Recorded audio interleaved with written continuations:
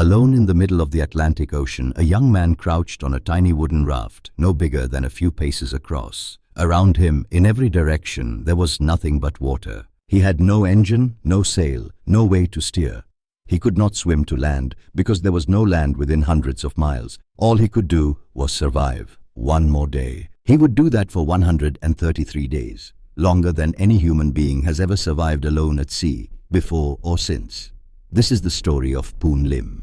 Poon Lim was born on the Chinese island of Hainan, and as a young man he went to sea, taking work aboard the ships that crossed the world's oceans. By 1942, the world was at war. Poon Lim was serving as a mess steward aboard a British merchant ship called the Ben Lomond, sailing the dangerous waters of the South Atlantic. Those seas were hunting grounds. Beneath the waves, German submarines prowled in silence, searching for cargo ships to sink. A lone merchant vessel was exactly the kind of target they wanted. On the 23rd of November, far out in the ocean, the hidden danger found them. A German U-boat locked onto the Ben Lomond and fired. 2 torpedoes struck the ship. The explosions tore her open, and she began to go down almost at once. In about 2 minutes, the Ben Lomond was gone beneath the surface. There was no time for an orderly escape. Poon Lim grabbed a life jacket, threw himself into the sea, and swam for his life as the ship disappeared behind him. He surfaced in a chaos of wreckage and oil, alone in the vast water. And then he began to swim, searching for anything that could keep him afloat. For about 2 hours he stayed alive in the open ocean. At last he found it, a small wooden life raft drifting free from the wreck. With his last strength, he pulled himself onto it. Of the 50-some men who had been aboard the Ben Lomond, Poon Lim would prove to be the only one to survive. He was alive, but he was utterly alone. He took stock of the raft. It was a simple wooden platform, only about 8 feet on each side, with low walls meant to keep a person breathing until rescue came. On the raft he found supplies left for exactly this moment. A few tins of biscuits, some chocolate and sugar, a jug holding a small store of drinking water, some flares, and a flashlight. It was enough to keep a man alive for a few weeks, if he was careful. Poon Lim understood at once that everything now depended on discipline. So he began to ration. A little food, a little water, measured out each day, stretched as far as it could possibly go.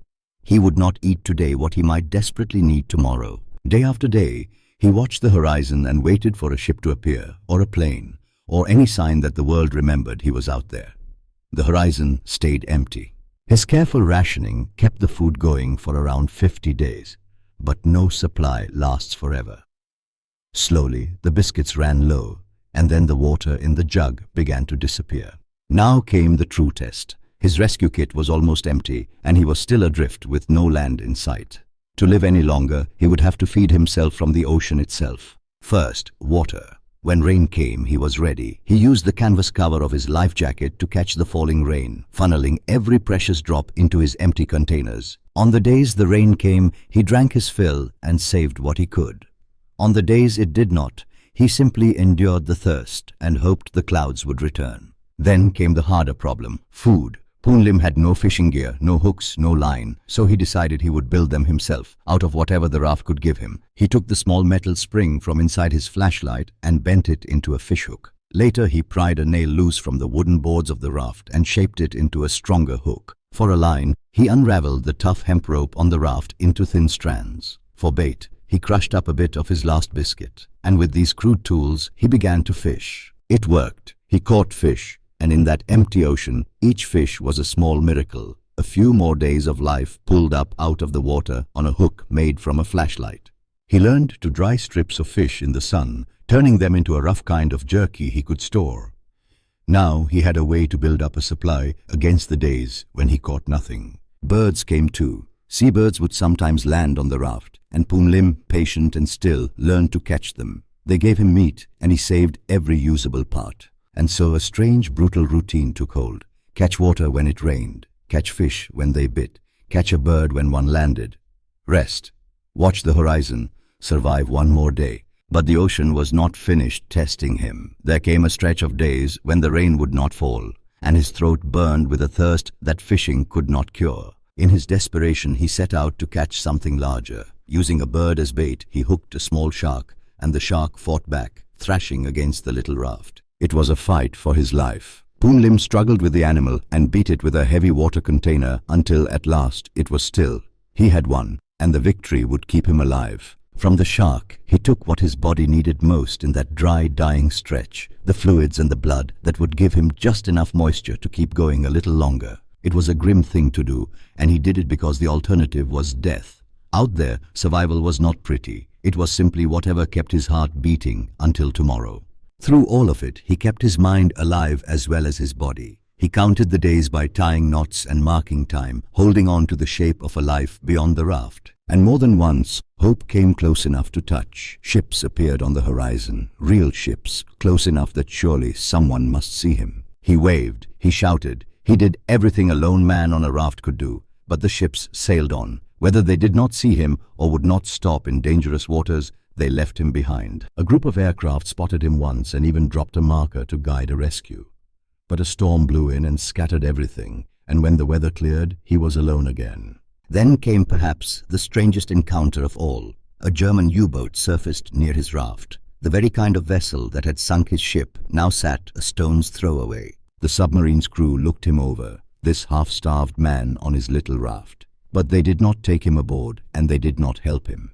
In time, the U-boat slipped back beneath the waves and left. Each time, hope arrived and then vanished, and each time Poon Lim had to gather himself and go on. To give up watching the horizon would have been to give up living.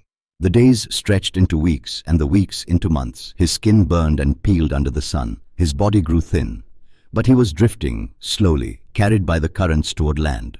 He had no way of knowing it, but the ocean was slowly carrying his raft westward across the whole width of the South Atlantic toward the coast of South America. As he drifted closer to land, the color of the water began to change, and he saw more seaweed and more birds, the small signs that solid ground was somewhere near. Then, on the horizon, he saw a small sail, a fishing boat. 3 fishermen out from the coast of Brazil had spotted the strange little raft and the lone man riding it. This time, they came. The fishermen took him in and brought him toward the shore, toward the first firm ground beneath his feet in more than 4 months. It was the 5th of April, 1943.